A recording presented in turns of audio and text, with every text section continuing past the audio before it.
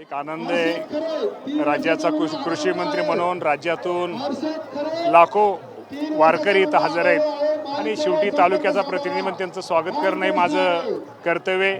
खरं तर मी पहिल्यांदा भवाननगरला त्यांचं स्वागत केलेलं आहे. त्यानंतर काल बेलवाडीच्या रिंगणामध्ये सुद्धा मी होतो आणि आज इंदापूरच्या रिंगणामध्ये आलो आहे. लोकप्रतिनिधी म्हणून त्यांचं स्वागत करणं माझं कर्तव्य आहे.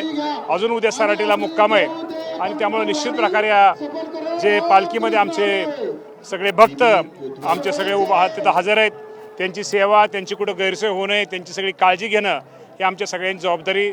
त्याप्रमाणे निश्चित प्रकारे एक आज आनंद आहे. इंदापूरला आज या निमित्तानं आलेलो आहे. आपण म्हणला ती गोष्ट खरी, मी 12 वर्ष इथं आलो नव्हतो, पण ह्या वर्षी आलेलो आहे आणि मी निश्चित प्रकारे पांडुरंगाला एकच साकडं घातलेलं आहे की येणाऱ्या दिवसामध्ये राज्यामध्ये सगळीकडे चांगल्या प्रकारचा पाऊस पडू दे, शेतामध्ये चांगल्या प्रकारचं पीक येऊ दे, त्याला चांगल्या प्रकारचा बाजारभाव मिळू दे आणि माझ्या शेतकऱ्याच्या चेहऱ्यावरती आनंद येऊ दे. हीच बळीराजाला मी आपल्या पांडुरंगाला साकडं घातलेलं आहे. भरणे साहेब, काय विशेष कारण आहे? गेले 12 वर्ष तुम्ही कधी नव्हता, लोकप्रतिनिधी म्हणून तुम्ही काम करत होता, मंत्री होता, मात्र आज 12 वर्षानंतर तुम्ही पहिल्यांदा या रिंगण सोहळ्याला आलात, सर्वांना भेटलात, सपत्नीक फुगडी देखील खेळलात. काय विशेष? फुगडी मी प्रत्येक पालखीमध्ये खेळत असतो. पहिल्यांदा मी सांगतो, मी भवाननगरला पहिल्यांदा हजर असतो, नंतर संसरला असतो. अंतुर्ण्याला पण 3 मुक्कामा असतात. 3 मुक्काम अंतुर आहेत, 3 मुक्काम, आज 5 मुक्काम आपल्या तालुक्यामध्ये असतात. परंतु आता ह्या वर्षी 4 मुक्काम आहेत. अंतुर्ण्याचा मुक्काम ह्या वर्षी नाही आहे, परंतु 3 ठिकाणी हजर असल्यामुळं परत नंतर मी हजर राहिलेलो नाही.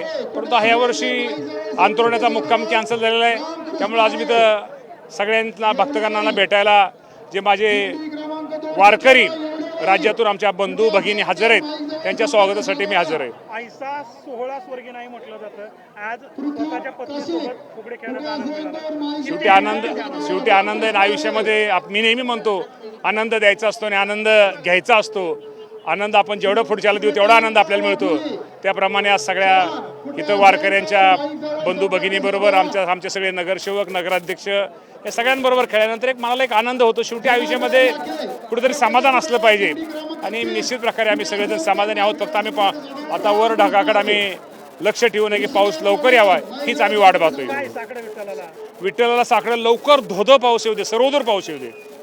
इंदापुरात 2 स्टेडियम दिसत आहेत, एक मुख्यमंत्र्यांचा, एक तुमचा. मी ह्याच्यावरती काय लक्ष दे. मुख्यमंत्री हे माझे बॉस आहे, त्यामुळे उलट मला आनंद आहे. मुख्यमंत्री आणि मी एकत्रच आहे, त्यामुळे काय अडचण नाही.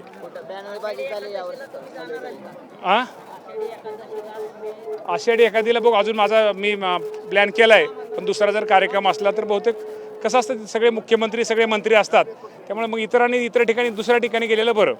इंदापुरातील बॅनरबाजीवरून एकमेकाचं श्रेय घेण्याचं काम चालू. मला काहीच माहित नाही बॅनरबाजी. मी आता चालू, मी बॅनर अजून बघितले पण नाहीत सगळे. मी अजून सगळे बॅनरच बघितले नाहीत. आणि बॅनरबाजीचं श्रेयचं काय? ज्याच्यावर लोक प्रेम करतात त्याचं बॅनर लावतात.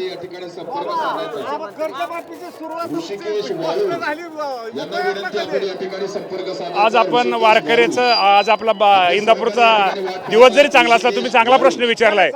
30 महाराष्ट्रात 30 जुलैपूर्वी कर्जमाफीची रक्कम ही माझ्या शेतकऱ्याच्या खात्यावरती जमा केली जाईल 30 जुलैपूर्वी.